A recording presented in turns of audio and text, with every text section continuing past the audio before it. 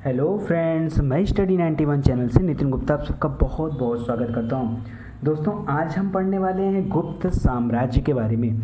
बहुत सारे कमेंट आए, इतने कमेंट तो मुझे लगता है शायद ही किसी वीडियो को बनाने के लिए आए हों। गुप्त साम्राज्य के लिए मैं देख रहा हूं कि लगभग 2 से ढाई महीनों से कंटिन्यू कमेंट आ रहा है। डेली कम से कम 10 कमेंट आते हैं गुप्त साम्राज्य। लो भाई, आ गया आपका गुप्त साम्राज्य। और कई 2-3 पार्ट में इसे मैं कवर करूंगा, एकदम बेहतरीन तरीके से बताऊंगा जैसे हर वीडियो को बनाता हूं, ठीक है। और ये कवर करने के बाद हम लोग बात करेंगे हर्षवर्धन काल के बारे में, फिर बौद्ध जैन को शुरू करेंगे, ठीक है। और ये टॉपिक कंप्लीट होने के बाद हम लोग जो है पूरे के पूरे एंशिएंट को कवर कर लेंगे। उसके बाद मैं लेके आऊँगा डेली आपके लिए क्वेश्चन सीरीज। उससे ये पता चलेगा कि आपकी तैयारी कितनी हुई है, आपने कितनी वीडियो बनाया है।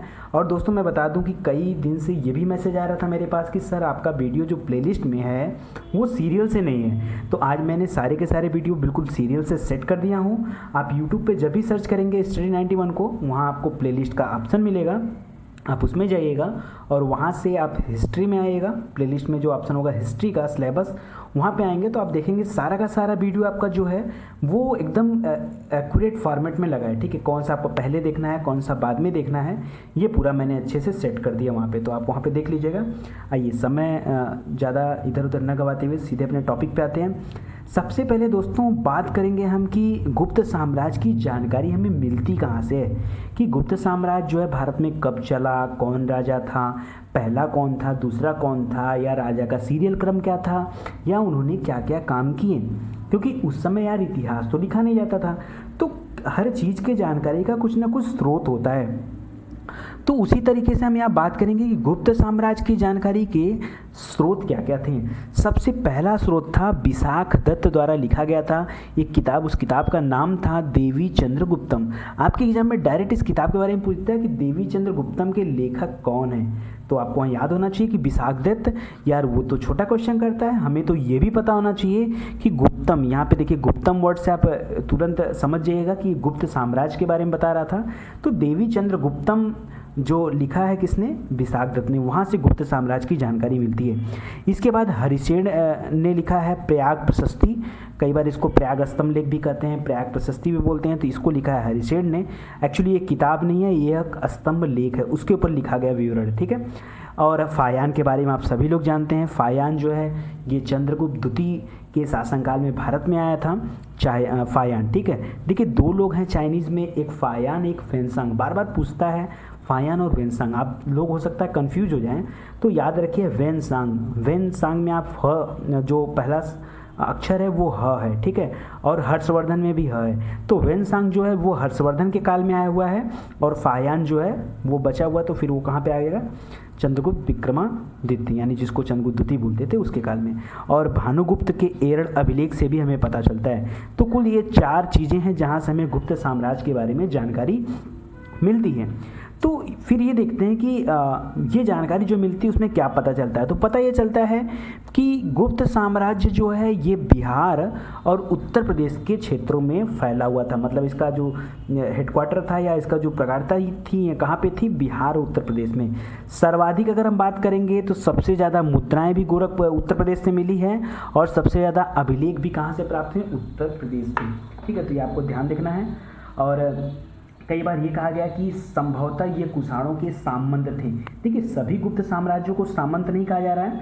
गुप्त काल की जो पहले के प्राथमिक जो शासक थे वो जो है कुषाणों के यहाँ सामंत का कार्य करते थे, ऐसा माना जाता है इतिहास में, ठीक है। इनकी उत्पत्ति को लेकर कि ये किस जाति के थे या इसके लिए बड़ा ही थोड़ा सा मतभेद है लोगों में। तो अलग अलग विद्वानों ने अलग अलग बातें कही हैं, और हमारे एग्जाम में कई बार तो कूट दे के पूछ देता है कि किसने कहा है कि गुप्त साम्राज्य के जो शासक थे वो वैश्य थे।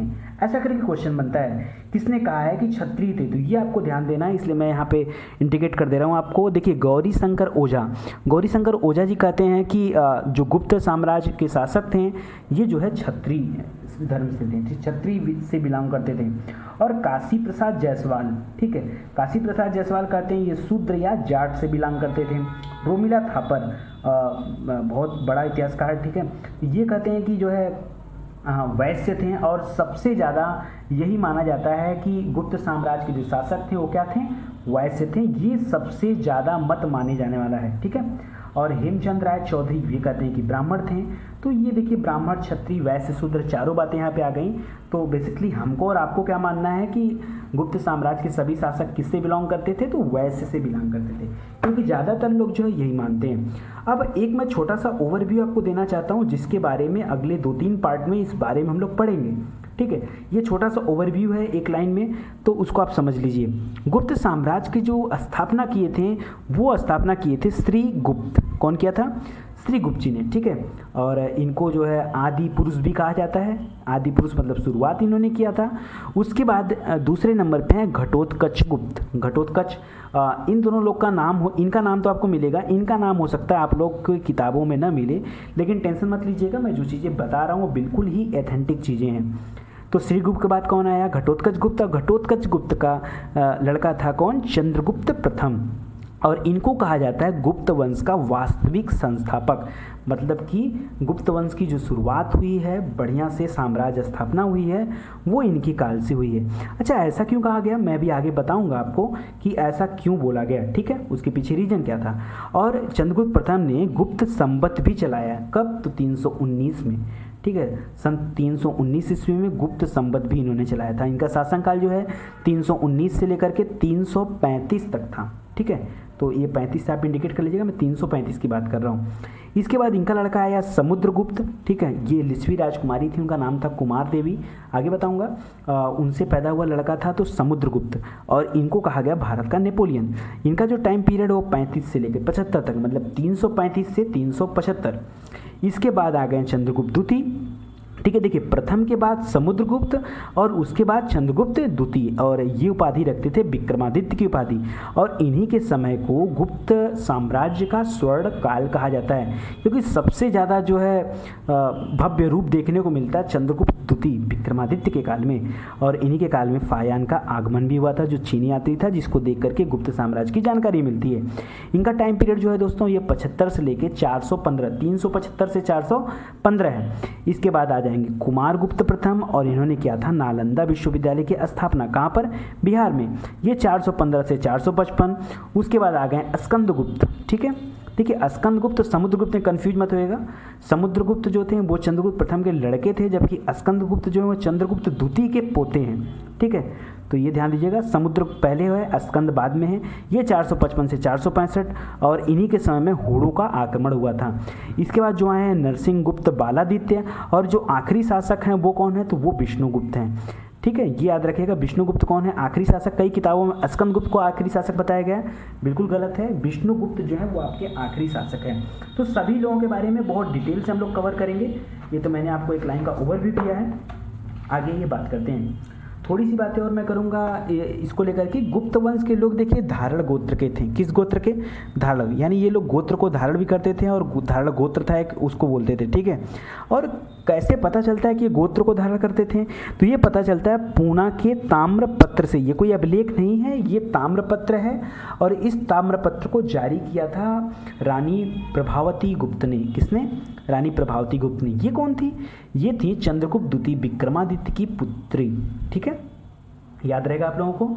चंद्रगुप्त द्वितीय विक्रमादित्य की पुत्री थी ये प्रभावती गुप्त, और इनका ताम्र पत्र था पूना का, और उसी में पता चलता है इनके बारे में, ठीक है। किसके बारे में?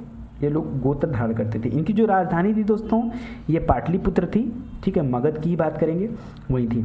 और अब देखिए पहला आ गया, हम लोग पहले शासक की बात करते हैं श्रीगुप्त के बारे में। देखिए अभिलेखी, आप बहुत इंपॉर्टेंट क्वेश्चन है ये, ध्यान से देखिएगा। अभिलेखी साक्ष्यों के आधार पर, किसके आधार पर? अभिलेखी मतलब अभिलेख जो होता है ना, उन साक्ष्यों के आधार पर गुप्त साम्राज्य का या गुप्तों का आदि पुरुष किसे कहा जाता है? तो ध्यान दीजिएगा, आदि पुरुष कहा जाता है श्रीगुप्त को, ठीक है। और आदिराज भी इन्हीं को कहा जाता है, याद रखिएगा, आदि पुरुष या आदिराज। इनका जो शासन है दोस्तों ये 240 से 280 ईस्वी के दौरान था। और ये भी माना जाता है कि ये सामंत थे, क्योंकि जो इनकी उपाधि थी ना, ये उपाधि थी महाराज, और उस समय जो इस तरह की उपाधि होती थी महाराज, ये उपाधि जो है सामंत लोग धारण करते थे, ठीक है। तो ये पता चलता है कहीं ना कहीं से कि ये लोग जो कुषाणों के सामंत थे, मतलब ये स्वतंत्र रूप से राजा नहीं थे, ये किसी न किसी के अधीन थे, ठीक है, ऐसा जो है प्रमाण मिलता है। तो ये आपको याद रखना है। इन्होंने अपने जीवन काल में एक अच्छा काम किया, वो ये कि इन्होंने बिहार में एक मंदिर बनवाया और उसके बाद इन्होंने 24 गांव को दान दे दिया। ठीक है, तो ये इंपॉर्टेंट है थोड़ा सा, तो ये ध्यान रखिएगा, बाकी यहाँ कुछ नहीं है। ठीक है, सेकंड नंबर पे आते हैं घटोत्कच गुप्त। घटोत्कच गुप्त जो है सेकंड नंबर पे है, ये 280 से लेकर 319, मेनली जो सबसे अच्छा टाइम पीरियड है वो 319 में है चंद्रगुप्त प्रथम के बारे में। तो हम यहाँ से देख लेंगे कि 280 से हमको कहाँ तक जाना है, 319 तक जाना है। इनकी भी उपाधि क्या थी, महाराज थी, मतलब ये भी किसी न किसी जो है राजा के अधीन थे, तभी इनकी उपाधि महाराज थी, क्योंकि ये सामंत थे। ठीक है, और देखिए इनके बारे में भी श्रीगुप्त के बारे में भी हमको पता चलता है वही प्रभावती के पूना ताम्र अभिलेख से। ठीक है, और यहाँ घटोत्कच गुप्त के बारे में, इनके बारे में भी जानकारी मिलती है प्रभावती के पूना ताम्रपत्र अभिलेख से और रिद्धपुर के अभिलेख से। इसके बारे में पता चलता है कि जो सेकंड नंबर का राजा थे वो कौन थे, वो थे घटोत्कच गुप्त। उसके बाद हम बात करेंगे चंद्रगुप्त प्रथम के बारे में, मोस्ट इंपॉर्टेंट चंद्रगुप्त प्रथम, ध्यान से समझिएगा। 319 ईस्वी से लेकर के 335 ईस्वी तक इनका जो है शासन रहा है, और इनको कहा गया है गुप्त वंश का वास्तविक संस्थापक। एक्चुअली में संस्थापक था कौन, श्रीगुप्त। वास्तविक संस्थापक किसको कहा गया, चंद्रगुप्त प्रथम को।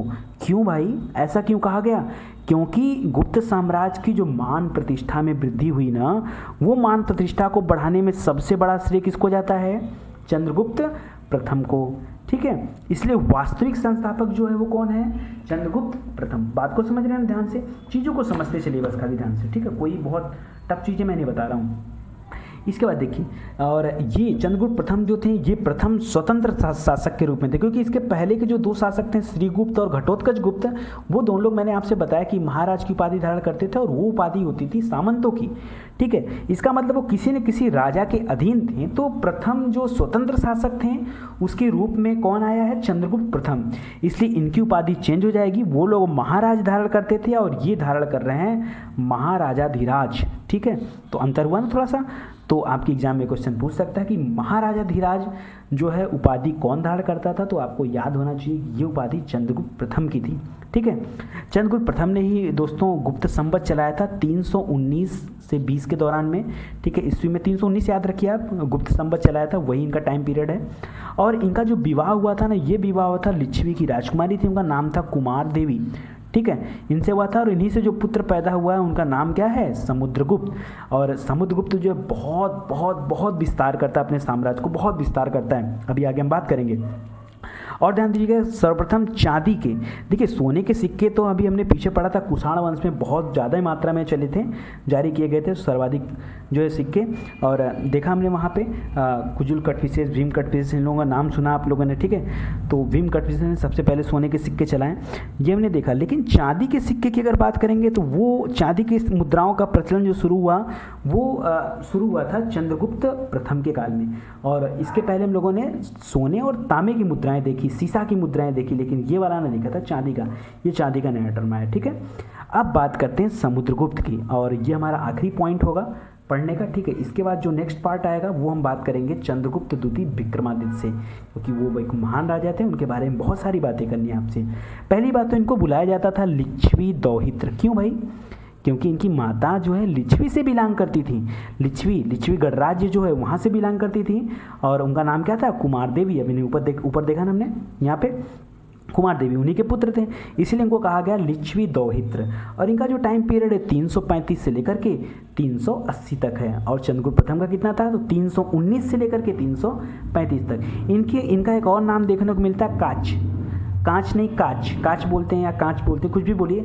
इनका एक और नाम जो अभिलेखों में देखने को मिलता है कांच। ठीक है, तो कई लोग तो कहते नहीं कोई दूसरा व्यक्ति रहा होगा, लेकिन फाइनली ये डिसाइड हुआ कि समुद्रगुप्त का ही नाम क्या था, काच। तो याद रखिएगा, थोड़ा सा ये अलग पॉइंट आपको मिल रहा है। इनकी उपाधियाँ थी, देखिए ध्यान सुनिएगा, पराक्रमांक ये भी इनकी उपाधि है, अप्रतिरथ ये भी इनकी उपाधि है, और व्याघ्र पराक्रम ये भी इनकी उपाधि। ये 3 उपाधियाँ हैं। अभी तक हमने पीछा कि 2 लोगों को श्रीगुप्त और घटोत्कच गुप्त ने धारण किया था महाराज की, चंद्रगुप्त प्रथम ने धारण किया महाराजाधिराज की, और समुद्रगुप्त धारण कर रहे हैं किसकी, पराक्रमांक, अप्रतिरथ और व्याघ्र पराक्रम। ठीक है, गुप्त साम्राज्य का सर्वाधिक जो विस्तार हुआ है वो किसके काल में हुआ है, सर्वाधिक विस्तार देखिए सर्वाधिक जो है मान सम्मान मिला वो चंद्रगुप्त प्रथम के काल में मिला, इसलिए उनको कहा गया वास्तविक संस्थापक। लेकिन सर्वाधिक विस्तार जो हुआ वो विस्तार हुआ है समुद्रगुप्त के समय में। तो आप सोचोगे कैसे मैं मान लूँ कि विस्तार हुआ, क्या विस्तार हुआ, कुछ दिखना भी तो चाहिए विस्तार। तो आइए उसी विस्तार को देखते हैं हम लोग डिटेल से। तो देखते हैं कहाँ कहाँ इन्होंने अपना विजय ध्वज लहराया। इनके विजय के बारे में बात करते हैं। इनके सभी विजयों को हर्षेय द्वारा बताया गया है, ठीक है। और हमने पढ़ा था पीछे कि हर्षेय के प्रयाग प्रशस्ति में जो है प्रयाग के स्तंभ लेख में पता चलता है किसके बारे में, गुप्त साम्राज्य के बारे में। तो क्या कहते हैं हर्षेय, हर्षेय ने लिखा प्रयाग स्तंभ के लेख पे लिखा हुआ है, और ये लेख लिखा है दोस्तों चंपू शैली में। चंपू शैली, ये आप थोड़ा सा याद रखिएगा, बड़ा अच्छा नाम है, ठीक है, चंपू शैली। तो हो सकता है आपके एग्जाम में अभी तक तो आए नहीं, लेकिन पूछ सकता है किस शैली में था ये, तो चंपू शैली। सबसे पहले हम बात करेंगे आर्यावर्त की विजय की। पहली बात तो इनका टारगेट था 1 दर्जन का टारगेट, 12 राज्यों का, ठीक है, 12 राज्यों को एक साथ जीतने का टारगेट था। हालांकि ये विजय उन्होंने 2 बार में किया। पहली बार में उन्होंने 3 राज्यों का विजय किया, दूसरी बार में उन्होंने 9 राज्यों का विजय किया। इस तरह से आर्यावर्त मतलब उत्तरी भारत के जितने भी राज्य थे सभी को इन्होंने जीत लिया।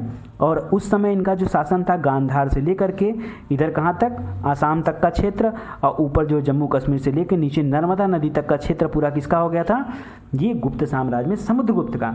इसीलिए उस समय जो नीति प्रयोग की थी इन्होंने किया था आर्यावर्त राज्य प्रशभोद्धारण। प्रशभोद्धारण माने होता है कि बलपूर्वक जो है किसी राज्यों को अपने अंडर में कर लेना, जीत लेना, जीत कर अपने राज्य में शामिल कर लेना। तो ये इनकी नीति थी। 2 प्रसवोद्धारण है, ये क्या है, इनकी नीति थी, युद्ध नीति। इसके बाद इन्होंने किया दक्षिणापथ की विजय। दक्षिणापथ मतलब दक्षिण के राज्यों की विजय करना चाहा, और वहाँ पे भी 12 राज्यों का विजय किया। और वहाँ पे जो नीति इन्होंने अपनाया वो नीति था ग्रहण मोक्षानुग्रह नीति, ठीक है। इसका मतलब क्या होता है कि विजय के बाद पहले तो युद्ध करेंगे, लड़ाई करेंगे, जब राज्य का विजय कर लेंगे तो उनको उनके राज्य वापस कर दिए जाएंगे, और इस विजय को कहा गया धर्म विजय। तो ध्यान दीजिएगा, पूछ सकता है कि धर्म विजय किसे कहते हैं, तो आर्यावर्त विजय को धर्म विजय नहीं कहा गया है, दक्षिणापथ विजय को धर्म विजय कहा गया है। इसके बाद इन्होंने जीता आठविक राज्यों की विजय। आठविक माने दोस्तों होता है जंगल, यानी जंगल राज्यों का विजय। तो उत्तर प्रदेश के गाजीपुर से लेकर मध्य प्रदेश के जबलपुर तक, देखिए मध्य प्रदेश का जो हाई कोर्ट है वो जबलपुर में है, ठीक है। तो जबलपुर तक जो है वन का प्रदेश था, ये पूरे के पूरे वन प्रदेशों पर इनका अधिकार हो गया था, ठीक है। जो छोटे छोटे साम्राज्य थे, मतलब राजा थे, छोटे छोटे साम्राज्य के छोटे छोटे जो राजा थे उनको जो इन्होंने हरा करके अपने अंडर में कर लिया था, ठीक है। तो 8वीं के राज्यों की विजय किया। बस थोड़ी सी बातें और करेंगे, ज़्यादा नहीं है। इसके बाद दोस्तों सीमावर्ती राज्यों का भी विजय इन्होंने किया। सीमावर्ती राज्य मतलब इनके राज्य की सीमा से लगे हुए जो राज्य थे, कुल 5 प्रदेशों का विजय किया। सबसे पहले है देखिए समतट, ये पूर्वी बंगाल का हिस्सा था या आधुनिक बांग्लादेश जो है उसका हिस्सा, वो भी शामिल था कहाँ पे, गुप्त साम्राज्य में। ड्वाक, ड्वाक जो है असम के आसपास का एक क्षेत्र है जिसको ड्योक बोलते हैं, वो है। और कामरूप प्रदेश का नाम आप लोगों ने सुना होगा, असम को बोलते हैं। कृत्रिपुर बोला जाता था, ये जालंधर का करतारपुर को पहचान किया गया है कि जालंधर के करतारपुर को उस समय कृतपुर बोला जाता था, और बाकी नेपाल। तो ये 5 सीमावर्ती राज्य थे जिसका विजय जो है समुद्रगुप्त ने किया था, ठीक है। इसके अलावा विदेशी शक्तियों से भी इनके अच्छे संबंध थे। अच्छे संबंध मतलब उन लोगों को भी हरा के शासन किया। कुषाण वंश को, शक को, मुरुंड को और श्रीलंका को जीता। इसके अलावा इन्होंने पूर्व एशियाई के द्वीपों को भी जीता। तो जो इंसान इतने बड़ी जीत को हासिल कर रहा हो तो उसे कुछ न कुछ उपाधि तो देने का बनता है। और एक सबसे बड़ी बात इनके बारे में कि प्रथम का जो लड़का था समुद्रगुप्त, ये इतना टैलेंटेड था, इतना टैलेंटेड भाई, कि इनको कभी भी पराजय का सामना करना ही नहीं पड़ा। मतलब इन्होंने अपने जीवन में कभी हारा नहीं किसी से, ठीक है। जो भी लड़ाई इन्होंने लड़ी सब जीता, जो भी लड़ाई लड़ी सब जीता, कोई लड़ाई नहीं लड़ा हारा है, ठीक है। कोई लड़ाई हारे नहीं है समुद्रगुप्त, ठीक है। इसीलिए इनको कहा गया भारत का नेपोलियन, ठीक है। और ये उपाधि इनको दिया गया था किसके द्वारा, तो ये तो बाद में दिया गया, उस समय का नहीं था, उस समय नेपोलियन था ही नहीं यार, ठीक है। तो भारत का नेपोलियन कहा जाता है, किसको कहा जाता है, तो समुद्रगुप्त को कहा जाता है। क्यों कहा जाता है आपको समझ में आ गया होगा। आर्यावर्त का विजय किया, दक्षिणापथ का विजय किया, सीमावर्ती राज्यों का, आठवीं राज्यों का, विदेशी साम्राज्य शक्तियों का, सबका विजय किया, इसलिए इनको कहा गया भारत का नेपोलियन। और ये कहा विसेंट स्मिथ ने, ठीक है। सारा युद्ध जीतने उतने के बाद इन्होंने कहा कि अब कराते हैं अश्वमेध यज्ञ। अश्वमेध यज्ञ में क्या होता है दोस्तों, आप लोगों ने रामायण देखा होगा तो पता चला होगा कि जब राम जी क्या करते हैं, लंका से विजय करके वापस आते हैं अयोध्या में, तो कुछ समय बाद वो अश्वमेध यज्ञ कराते हैं कि अब कोई राजा है धरती पे बचा हुआ जो मुझसे लड़ाई कर सकता है, ठीक है। तो बाद में लौकुश जो उनके घोड़े को पकड़ लेते हैं, ठीक है, वो सारी कहानी मैं बाद में बताऊँगा। तो यहाँ क्या होता है, उसी तरह से अश्वमेध यज्ञ होता है और घोड़े छोड़े जाते हैं। तो अपने आप में जब कोई राजा बहुत टैलेंटेड हो जाता है तब वो जो है सामने वाले को जो है ऑफर करता है कि आ जाए भाई, कोई भी आ जाए लड़ने, ठीक है। तो उस समय के चैंपियन कर लीजिए, गोल्ड मेडल कर लीजिए, ओलंपिक मेडल कर लीजिए, सब कुछ जो है वो समुद्रगुप्त ही थे अपने टाइम के, ठीक है। और ये इसके दौरान फिर उन्होंने सिक्के भी चलाए, उस सिक्के पे जो है अश्वमेध यज्ञ की फ़ोटो भी जो है निकलवाई इन्होंने। फ़ोटो मतलब कि आकार उसका बनवाया। समुद्रगुप्त ऐसा नहीं कि सिर्फ लड़ाई झगड़ा करते थे, मतलब कि सिर्फ युद्ध ही इनकी रणनीति थी। ये एक अच्छे कवि भी थे, उसके साथ साथ अच्छे संगीतक भी थे और विद्या के बड़े ही प्रेमी थे। और विद्या मतलब बीड़ा के, ठीक है, बीड़ा के बड़े ही प्रेमी थे। तो इनके सिक्कों पर बीड़ा बजाते हुए भी इनको दिखाया गया है। और इनके दरबार में जो है तमाम बौद्ध विद्वानों को जो है संरक्षण प्राप्त था। उसमें से जो सबसे फेमस थे वो थे वसुबंधु। तो ये इंपॉर्टेंट है, वसुबंधु को याद रखिएगा, ये एग्जाम पॉइंट से बहुत इंपॉर्टेंट है, ठीक है। इसके बाद देखिए बस थोड़ी सी बातें और करूँगा, ये आखिरी पेज है आपके लिए कि किस तरह के सिक्के समुद्रगुप्त द्वारा चलाए गए। यहाँ से कई बार जो है क्वेश्चन बन जाते हैं, तो याद रखिएगा। पहला, गरुड़ प्रकार के सिक्के भी चलाए गए थे इनके द्वारा। गरुड़ प्रकार मतलब नाम से ही लगता है कि सिक्के पर जो आकृति होगी उस आकृति में गरुड़ का ध्वज होगा। गरुड़ का ध्वज है, गरुड़ नहीं बना है, गरुड़ का ध्वज बना है, ठीक है, एक ध्वज पे गरुड़ बना हुआ है, ठीक है। धनुर्धारी मतलब धनुष बाण के साथ राजा को दिखाया गया है। अच्छा, यहाँ पे जो गरुड़ वाला है ना, यहाँ पे सिक्के के दूसरी तरफ पे दिखाया गया उनकी उपाधि पराक्रम, ठीक है, और अप्रतिरथ, ठीक है, ये भी बताया गया है। तीसरा है परशु प्रकार का, इसमें परशु राजा लिए हुए दिखाया गया है कि राजा के हाथों में परशु है। यहाँ दिखाया गया पीछे सिक्के के पीछे लिखा है कृतांत परशु। इसके बाद अश्वमेध प्रकार का, इसमें हम लोगों ने बात कर लिया कि अश्वमेध के साथ घोड़ा, यज्ञ के साथ घोड़ा भी दिखाया गया है। इसके बाद व्याघ्र हनन प्रकार के सिक्के और बीड़ा वादन करते हुए सिक्के। तो कुल 6 तरह के सिक्के इनके देखे जो है प्राप्त हुए हैं। तो ये सारी वीडियो रही। इसके बाद जो नेक्स्ट पार्ट होगा दोस्तों हमारा, वो चंद्रगुप्त विक्रमादित्य के बारे में होगा, जिनको चंद्रगुप्त द्वितीय भी कहा जाता है, ठीक है। तो उनके बारे में पढ़ेंगे बहुत डिटेल से, एक एक करके पूरा गुप्त वंश को कवर करेंगे। उसके बाद हम लोग गुप्त वंश की सामाजिक, आर्थिक, इन सारी स्थितियों के बारे में देखेंगे। फिर हम कवर करेंगे हर्षवर्धन काल को, ठीक है। यहाँ जो आपके लिए और एक चीज़ इंपॉर्टेंट बता दूँ कि जो लोग दोस्तों टेलीग्राम पर हमें फॉलो नहीं कर रहे हैं, मैं चाहूँगा कि आप अपने मोबाइल में टेलीग्राम डाउनलोड कर लें। ये व्हाट्सअप से ज़्यादा इंपॉर्टेंट है, ठीक है, क्योंकि यहाँ बात है आपकी पढ़ाई की। तो आप टेलीग्राम डाउनलोड कर लीजिए और टेलीग्राम पे सर्च करिएगा स्टडी 91। ध्यान दीजिएगा, स्टडी 91 के बीच में, स्टडी और 91 के बीच में स्पेस नहीं रहेगा, विदाउट स्पेस आपको टाइप करना है स्टडी 91। वहाँ आप ज्वाइन कर लीजिए। वहीं पे मैं आपको सारे नोट्स जो अभी जैसे एंशिएंट खत्म होता है ना, मैं उसका PDF बनाऊंगा, एक बार में सारा का सारा PDF आपको वहाँ प्रोवाइड कर दिया जाएगा। और जितने भी करंट होते हैं, करंट अफेयर जो आपके लिए ज़रूरी हैं, चाहे आप किसी भी स्टेट से बिलोंग करते हैं, तो भाई करंट तो आपके लिए ज़रूरी है ही। तो वो सारे करंट मैं वहाँ आपको डेली अप टू डेट कराता रहता हूँ। और ऐसा नहीं कि दिन भर आपका मोबाइल बजता रहे, दिन भर सर का नोटिफिकेशन स्टडी 91, ऐसा नहीं होता है। सुबह में आपको 2-4 मैसेज मिल जाएंगे, शाम को आपको 1-2 मैसेज मिल जाएंगे जो आपके काम के हैं। मोस्ट इंपॉर्टेंट है, सिर्फ वही मैसेज मैं आपको देता हूँ। बाकी और आपको बहुत सारी चीज़ें बाहर से तो मिल ही जाती होंगी, ठीक है। तो वहाँ आपके पढ़ने लायक बहुत अच्छी चीज़ें मिलेंगी। तो इसलिए मैं चाहूँगा कि आप टेलीग्राम पे फॉलो करिए। दोस्तों, अगर वीडियो पे ऐड आता है तो मैं आपसे विनम्र निवेदन करता हूँ कि प्लीज़ आप ऐड पे क्लिक किया करिए, ऐड को पूरा देखा करिए। 40 सेकंड बचा करके अपने जीवन में बहुत ज़्यादा समय आपके नहीं बच जाएगा। तो मैं आपके लिए इतना मेहनत कर रहा हूँ, थोड़ी सी मेहनत मेरे लिए, ठीक है। चलिए, बहुत बहुत धन्यवाद आपका। Thank you so much.